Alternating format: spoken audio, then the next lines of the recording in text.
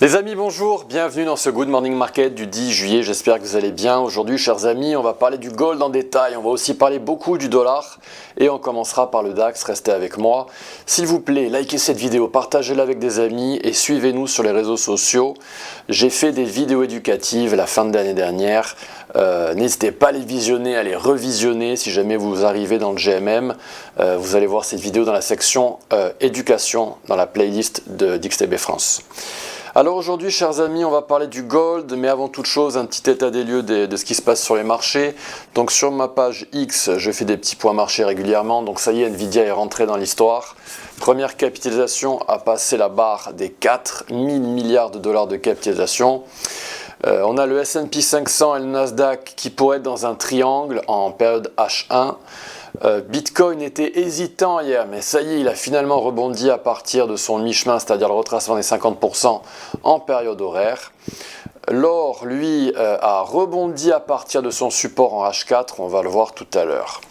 Alors, aujourd'hui, on va beaucoup parler du dollar, chers amis. Parce que, excusez-moi, je m'emballe un peu, voilà.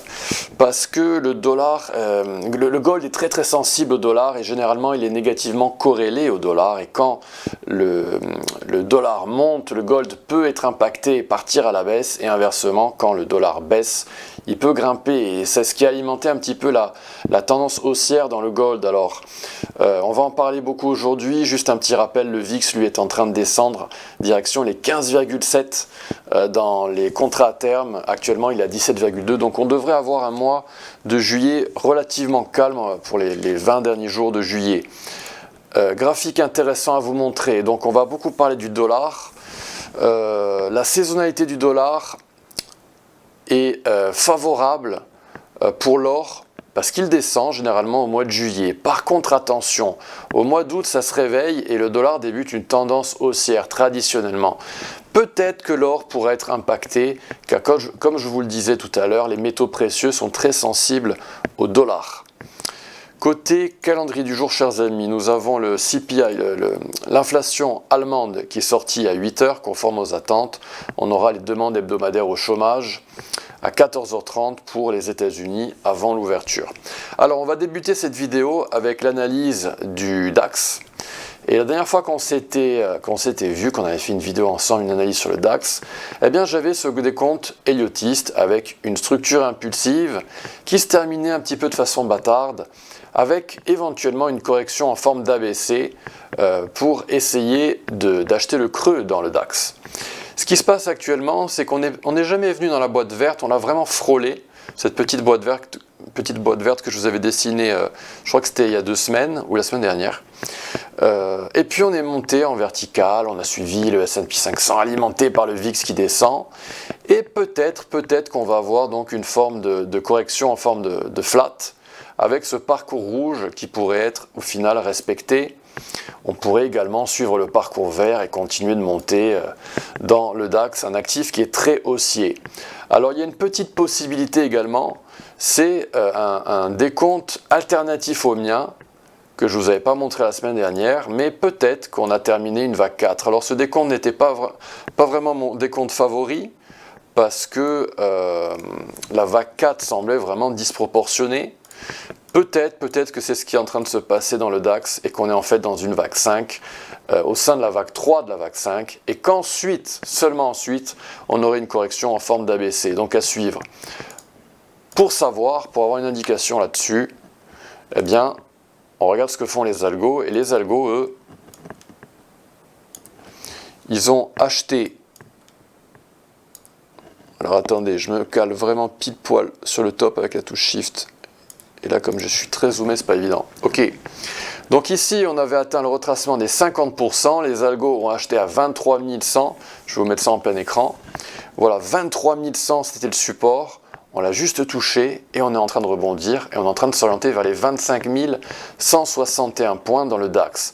Si jamais on atteint cette cible, ça voudra dire qu'on a des bulls qui sont forts, des bulls qui atteignent des cibles, on serait en tendance haussière confirmée. Par contre, si on évite cette cible et qu'on redescend, eh bien dans ce cas-là, nos ancrages resteraient intacts Et on pourrait avoir donc cette forme de flat en A, B, C avec un support à 22 768 précisément qui pourrait être visité. Donc on a un petit peu les fesses entre deux chaises dans le DAX. Soit on va à la cible et on continue de grimper, tendance haussière en période horaire et en 15 minutes qui continue. Soit on redescend après avoir évité la cible et on repart à des niveaux de support inférieurs. À suivre dans le DAX, un actif qui est très haussier et qui généralement est dur à attraper quand on essaie d'acheter le creux. Alors, maintenant on va basculer et on va analyser le dollar. Le dollar, on s'était quitté il y a 2 semaines avec ce décompte héliotiste très très propre, avec une belle structure impulsive à la baisse. On a vraiment une belle tendance à la baisse. On ne peut pas dire qu'on n'est pas dans une structure impulsive, c'est impossible. Et celle-ci est baissière. Et donc on pourrait être dans la vague 5 de cette structure impulsive avec beaucoup d'enchevêtrement, c'est pas vraiment typique d'une structure impulsive, cette structure qui a débuté à partir du mois d'avril, semble-t-il, du mois de mai. Cette structure, il y a beaucoup d'enchevêtrement et donc on peut se dire, ok, peut-être qu'on est en train de descendre en formant un biseau baissier avec une ending diagonale en anglais, avant une violente cassure à la hausse et un rebond très violent dans le dollar.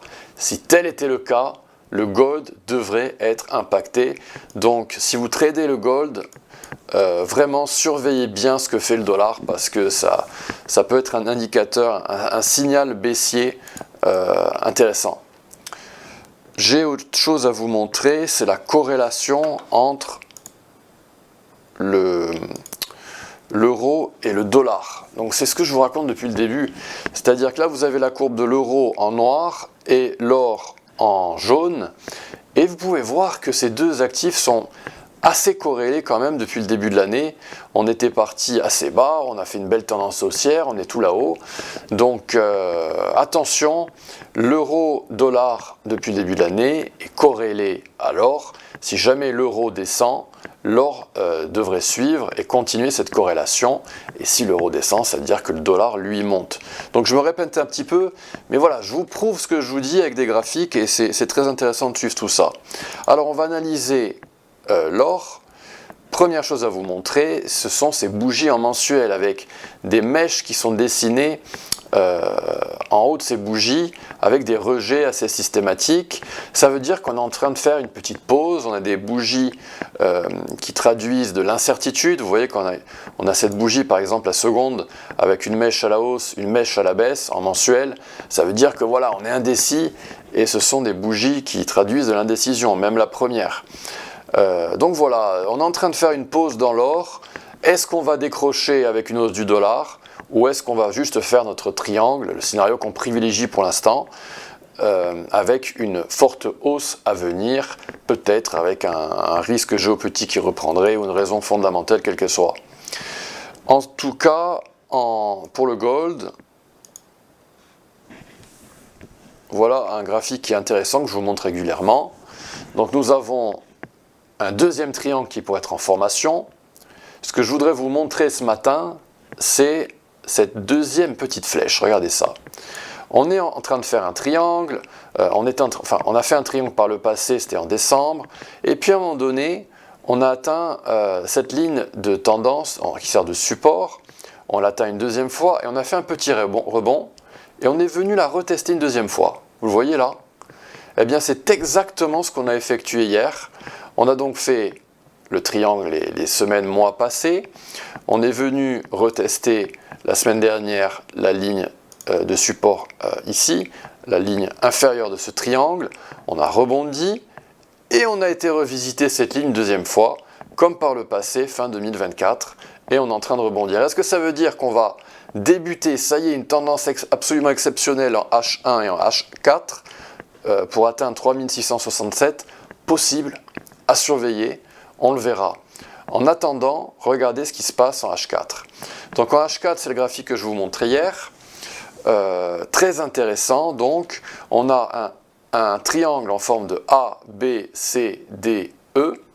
On serait actuellement dans la vague D, dans la vague C, la sous-vague C de la vague D, à confirmer.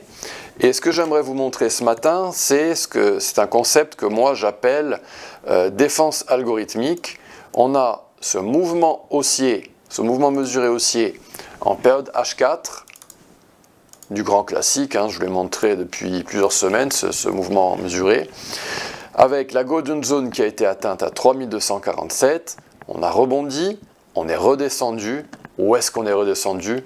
À cette ligne au mi-chemin, à 50% de retracement, à 3287.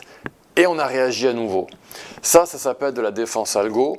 C'est un concept que moi j'ai développé.